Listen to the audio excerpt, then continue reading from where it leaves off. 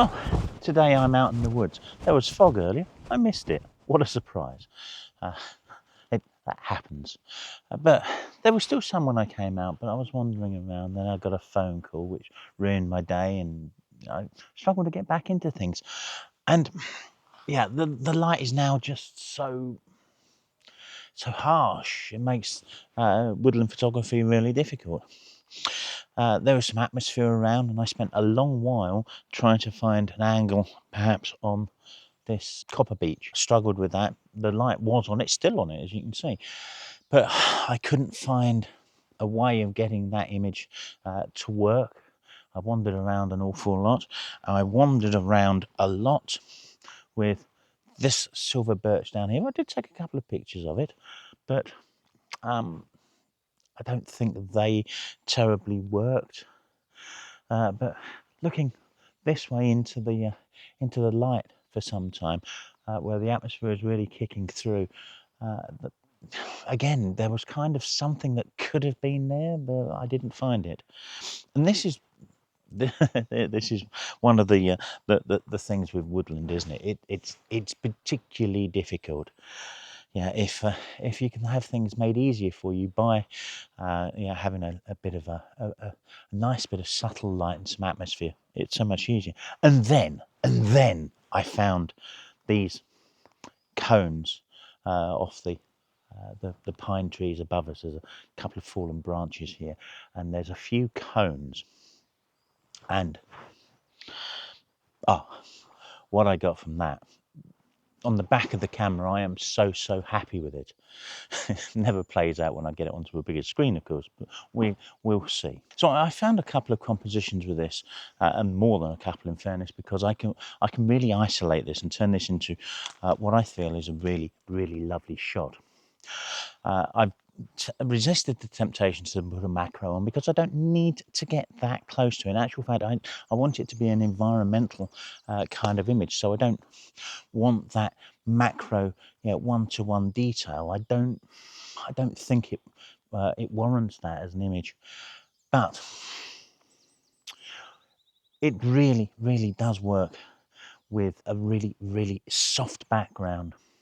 And particularly since we've got the sky over there, we've got some lovely bokeh coming off that. And I've tried some focus stacking with it. I've tried a number of things with it. I'm very happy with this. I'm also using a black diffusion filter. I don't know whether that's the same as a black mist. I've got to be honest, I do have I think it's a white mist that was sent to me by another company, and I've never really used it. But I appreciate that in situations where we want that little bit of diffusion, adding it in camera can be useful. Well, I say can be useful. I'm trying it. Yeah, the images that I'm going to show you in a minute are with and without. And really, I'm just trying this out. It's a case of, well, can we see the difference? Is it a difference that's worth doing in camera, or do we just add a little bit in post-production? In actual fact, can we add this in post-production? Because, whilst we can add glows and a little bit of autumn effect and such in post-production, one, a lot of people don't know how to do it, and two, it's almost certainly not going to have exactly the same effect because we're really interacting with the light here rather than interacting with pixels and working out where things perhaps should be and how they should look as opposed to how they do look when you poke them through a real filter. So it'd be interesting to see the differences. So out in the field, I didn't know what this filter really was going to do. It's actually really difficult to kind of hold something up to your eye and make that much of a comparison. I've got a door with a window in front of me here, and I can see that it's kind of misting things up. But doing that in front of your eyes isn't a great way of comparing things because things are moving anyway. So getting a good idea of what it's doing can be not that easy.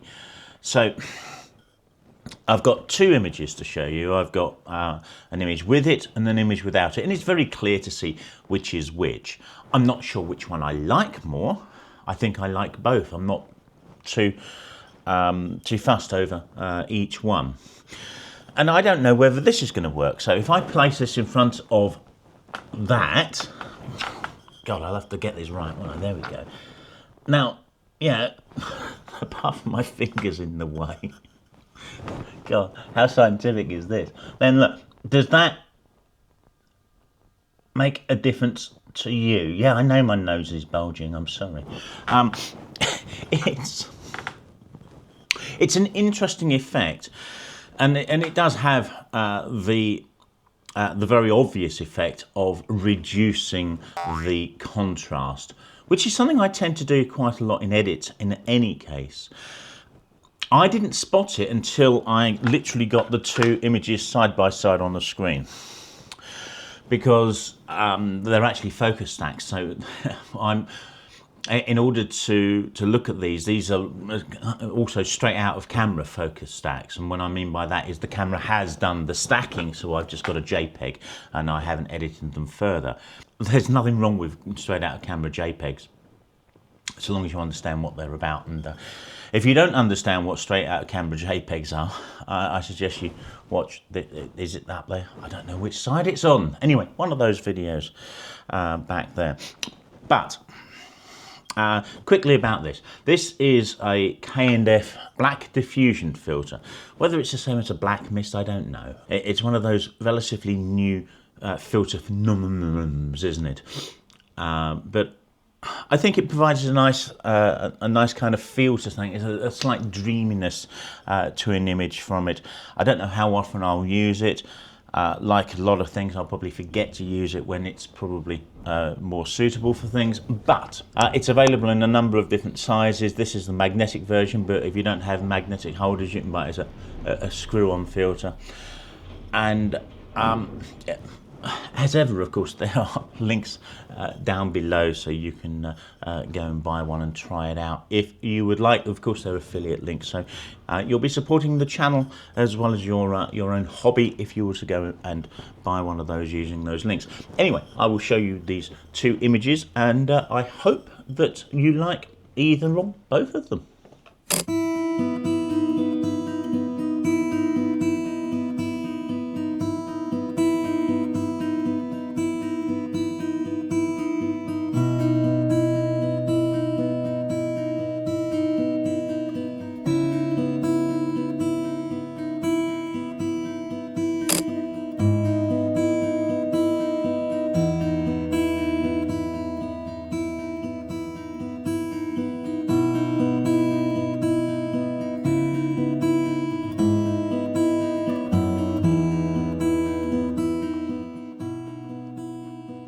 I've been walking around for, I don't know, 40 minutes since the last image, and I haven't really left this kind of plantation area of the woodland, and I should have done, because what's that over there?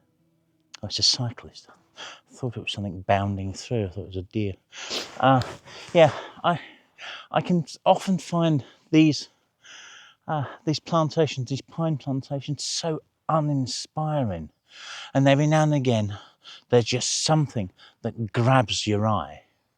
And to begin with, there's a degree of perseverance in remaining here, because yeah, sometimes as I said, there's that nugget, and I suppose after a while you just say, oh, sod this, you know, I'm just not getting, there's that cyclist again, I'm just not getting what I want from this area. I'm not spotting enough, and I think I'm at that point. So I'm going to try and head into another part of the woods, I think, and see whether I can get something that's a little bit less linear. Well, I didn't get too far, you can see. Yeah, still straight up and down. I spied from the path that I was taking, which is just over here, a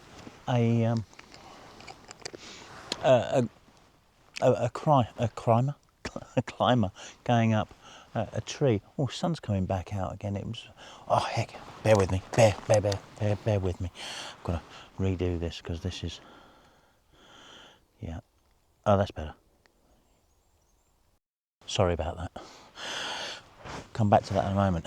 Yeah, so the sun went in, and it took away a lot of the problems that I was complaining about. But I wasn't really noticing those because I was, as I said, spotted this climber. And you can see it's this tree right up over here, and from kind of 20 yards that way, the sun was catching it. It looked really rather interesting, so I thought I'd come over and have a look at it.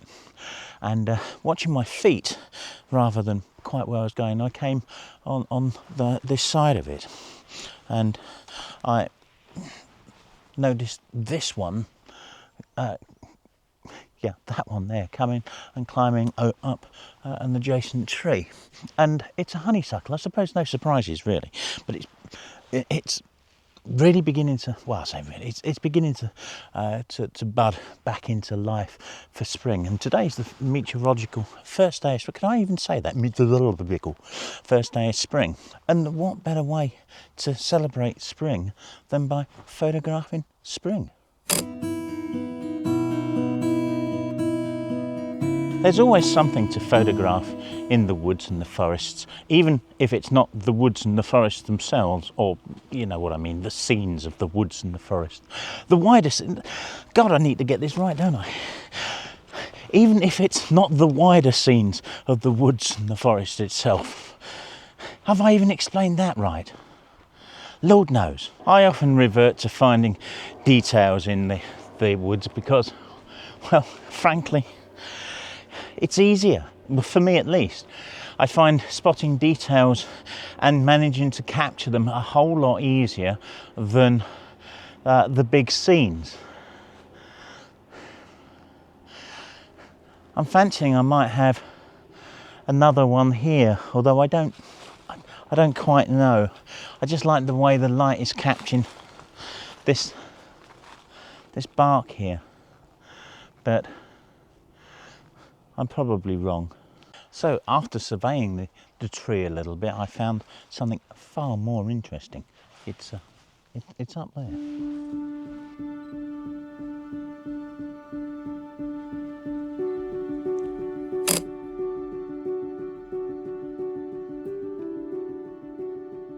During editing this video, I'm appreciating some things that perhaps I didn't appreciate while I was making it.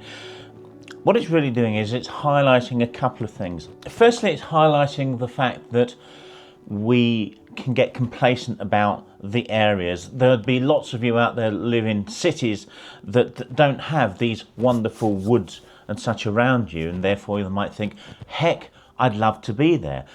I have the converse kind of thoughts and feelings about this, as while I appreciate the woods and the forests and everything I have around me, I also love photographing in cities, but I don't go to them very often because they're just not as accessible. Yes, I have Norwich down the road, and yeah, there's a particular vibe there, but I don't do a lot of street photography, but more on that in a coming video. And I kind of don't, therefore, because I frequent the woods and the like, and I don't frequent the city so much, I feel that the woods are too familiar. There's a complacency that comes with it, and regardless of whether they're just straight up and down trees or not, there's images there, which I kind of demonstrated it with the first shot of the pine cone. I found images that were more detail oriented, which is the kind of thing I tend to do. If I get demoralized or if I become complacent when I'm in a place, I will often look for subjects that I know I can find, and I can find with relative ease. And I think that this is an important point. And I will bring up something I saw in a post on the 617 Club group recently. The post was basically, I live in X. I didn't have to do that, did I? Which I find really bland as a landscape, and I do wish I was kind of somewhere else. And it's very strange. Yeah, this person lives in a very, very nice county of England. And I also live in a very nice county of England. It's very different from where they live. But we have the same kind of opinions of our counties. You know, there's a blandness to it. Well, there isn't. We're just familiar with it, and therefore we don't see necessarily what's in front of us. We stop looking. I've said this so many times, and I kind of say this in this video. You know, straight up and down trees. I didn't need to do, and there's always something to photograph, as I do say in the video. The issue is that we don't always spot these things, and actually, crucially, we often just don't go out and go and photograph these things because, well, we find them uninspiring, we find them dull, we find them boring, we find them samey, we find them familiar. And that this is the absolute crux of the point, I think, is because I would be very happy to travel to this person's county and do photography because it's not familiar to me. Well, yeah, it's not that far away, it's not unfamiliar, but yeah, there are areas of this particular county that are gorgeous. There are areas of my particular county that are gorgeous. If I'm honest, I would struggle to think of any area of my county that isn't gorgeous. What it is familiar, and this is very much the problem. And it's one of these things that I think to a degree, we need to kind of get away from. There's nothing wrong with traveling for photography, but if you want to practice, often the only way we can do that is to stay where we live. And to do that, we've got to open something. And it's not open our camera bags, and it's not open our eyes, it's open our bloody minds. Because no matter where you live, as I think a lot of my videos prove, there are things to photograph, and there are things that are very worthy of photographing. Just a couple of weeks ago, I was walking down beside the docks in Gorleston, Great Yarmouth, and I took a photograph of silos. Now, I challenge anyone to look at that photograph and say it's a bad image. It isn't. And I'm not blowing my trumpet here. You know that I will be really down on my own work. It's not a bad image. It might not be an award-winning image, but it's a good image to find in a semi-industrial area in a place otherwise you would say is unphotogenic. And I proved that it isn't. And I think the biggest thing that's holding us back is in here and not here. It's definitely up here. Please take that away from this video. It's the most important thing you can learn as a photographer, particularly an outdoor photographer, because there are images everywhere. You just have to find them. You just have to see them. They are there. They're hiding in plain sight. And with that as a final point, I'm going to give you another image that was hiding in plain sight. But the difference is, with this particular image on this particular day in the woods, it may have been plain sight, but it was absolutely tiny. And I think I got a nice image of it. So I'll leave you with this moss. And thank you very much for watching. Subscribe, all of that kind of stuff, and buy me a coffee. We'll see you next week. Take care.